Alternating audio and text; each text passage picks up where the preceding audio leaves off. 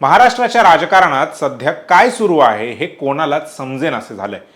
राजकारणात कोणीही कोणाचा कायमचा शत्रू नसतो आणि कायमचा मित्रही नसतो हे वाक्य आपण अनेकदा ऐकलंय। परंतु ठाण्याच्या अंबरनाथमध्ये आणि अकोल्याच्या अकोटमध्ये जे घडलं ते पाहून उभ्या महाराष्ट्राच्या भुवया उंचावल्या आहेत। ज्या ठाण्यात उपमुख्यमंत्री एकनाथ शिंदेंची एक हाती सत्ता मानली जाते त्याच ठाण्याच्या अंबरनाथमध्ये भाजप आणि काँग्रेस एकत्र आले। कशासाठी? तर उपमुख्यमंत्र्यांच्या शिवसेनेला सत्तेपासून दूर ठेवण्यासाठी। दुसरीकडे अकोल्यातील अकोटमध्ये भाजपने चक्क ओवेसींच्या AIMIM यांच्या सोबत हातमिळवणी केली आहे। या अशा अजब युत्या का कराव्या लागल्या? भाजपची ही दुटप्पी भूमिका आहे का? याला पक्षश्रेष्ठींची संमती आहे की केवळ स्थानिक डावपेच आहेत? आणि काँग्रेसने कारवाई केली मग भाजप गप्प का? आजच्या या व्हिडिओमध्ये आपण या सर्वच प्रश्नांवर सविस्तरपणे चर्चा करूयात। नमस्कार, मी संकेत आणि आपण पाहत आहात मुंबई आउटलुक। अंबरनाथ नगर परिषदेची निवडणूक नेहमीच चर्चेत असते, परंतु यावेळी इथे जे घडलं ते ऐतिहासिक आहे। अंबरनाथमध्ये उपमुख्यमंत्री एकनाथ शिंदेंच्या शिवसेनेचे मोठे वर्चस्व आहे, परंतु त्यांना सत्तेतून बेदखल करण्यासाठी भाजप आणि काँग्रेसने अंबरनाथ विकास आघाडीची स्थापना केली। यासाठी त्यांनी 31 डिसेंबर रोजी एक बैठक घेतली होती आणि त्यासाठी त्यांनी भाजपच्या लेटर हेडवर एक पत्र देखील काढलं होतं। त्यामुळे वरिष्ठांना याबाबत माहिती नाही हे भाजपचे बोलणे योग्य नाही। मात्र हे का घडलं? तर याची अनेक कारणे आहेत। भाजपला असे वाटते की राज्यात युती असली तरी स्थानिक पातळीवर शिंदे गट भाजपच्या कार्यकर्त्यांना संपवत आहे। काँग्रेससाठी इथे भाजपशी हातमिळवणी करणे हा एकच मार्ग शिल्लक होता, जेणेकरून ते सत्तेत सहभागी होऊ शकतील।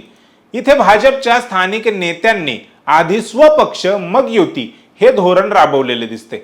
परंतु यामुळे एक मोठा प्रश्न निर्माण होतो।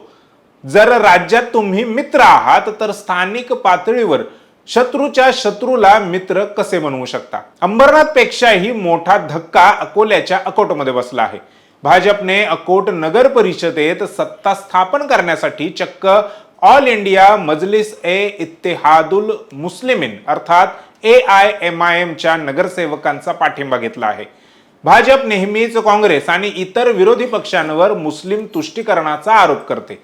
ओवेसींच्या पक्षाला भाजप नेहमी वोट कटवा किंवा कट्टर विचारसरणीचा पक्ष म्हणते।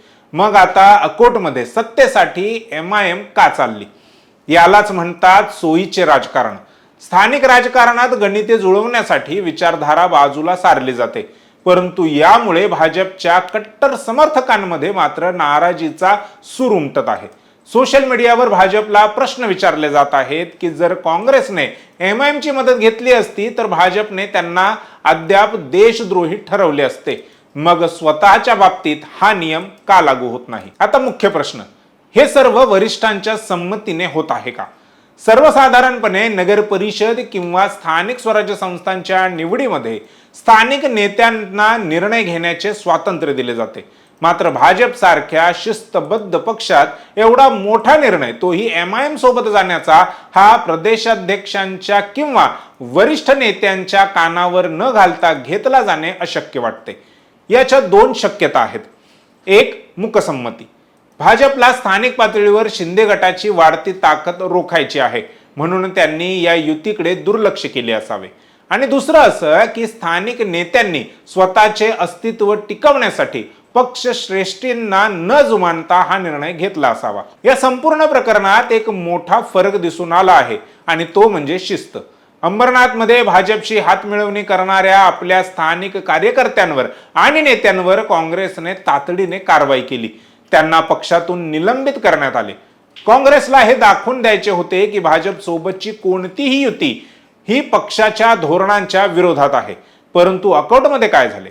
भाजपने अकोटमध्ये MIM सोबत गेलेल्या आपल्या नेत्यांवर अद्याप तरी कोणतीही कठोर कारवाई केलेली नाही, तर तिथल्या आपल्या आमदाराला कारणे दाखवा नोटीस बजावण्यात आली आहे। तिथे सत्ता मिळवण्याचा आनंद साजरा केला जात आहे। हे भाजपच्या कार्यपद्धतीवर प्रश्नचिन्ह निर्माण करते। एका बाजूला तुम्ही हिंदुत्वाच्या मुद्द्यावर निवडणुका लढवता आणि दुसऱ्या बाजूला MIM सोबत सत्ता उपभोगता। हे कार्यकर्त्यांना कसे पटवून देणार? या अशा युत्यांचे परिणाम येणाऱ्या काळात खूप मोठे असतील। ठाण्यातच उपमुख्यमंत्र्यांना धक्का दिल्याने शिंदे सेना आणि भाजपमधील दरी वाढणार आहे. याचा मतदारांवर देखील गंभीर परिणाम होऊ शकतो. मतदार विचार करतायत की आम्ही ज्या विचारधारेला मत दिले ती विचारधारा सत्तेसाठी गुंडाळून ठेवली जाणार असेल तर मग मत तरी कोणाला द्यायचे. महाविकास आघाडी आता भाजपला दुटप्पी म्हणून घेरण्याची एकही संधी सोडणार नाही. राजकारण हे आता केवळ सत्तेचे गणित झाले आहे. विचारधारा, तत्व आणि निष्ठा हे शब्द केवळ भाषणापुरते उरले आहेत का? अंबरनाथ आणि अकोटची उदाहरणे हेच सिद्ध करतात की सत्तेसाठी भाजप काँग्रेसशीही हातमिळवणी करू शकते आणि ओवेसींशी सुद्धा. लोकसभेत व विधानसभेत जे घडलं तेच खाली झिरपत स्थानिकच्या राजकारणात आलंय. शेवटी सत्तेची भूक तुम्हाला नीतिमत्ता, विचारधारा, तत्व हे विसरायला भाग पाडतात. राज्याच्या सत्तेत भाजपला जर राष्ट्रवादीचे अजित पवार चालतात तर मग स्थानिकच्या सत्तेत काँग्रेस का चालणार नाही? काँग्रेस आणि राष्ट्रवादीची विचारधारा काही वेगळी आहे का? आणि वरच्यांनी जर सत्तेसाठी तत्व व विचार बाजूला ठेवले असतील तर मग आम्ही तरी ते का सांभाळत बसायचे?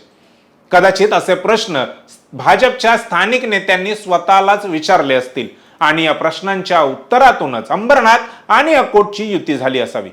तुम्हाला या अशा युतींवर काय वाटते? भाजपची ही भूमिका दुटप्पी आहे का? आणि अंबरनाथमध्ये काँग्रेस भाजप एकत्र येणं हे राजकारणाच्या अधोगतीचे लक्षण आहे का? तुमच्या प्रतिक्रिया आम्हाला कमेंट बॉक्समध्ये नक्की कळवा.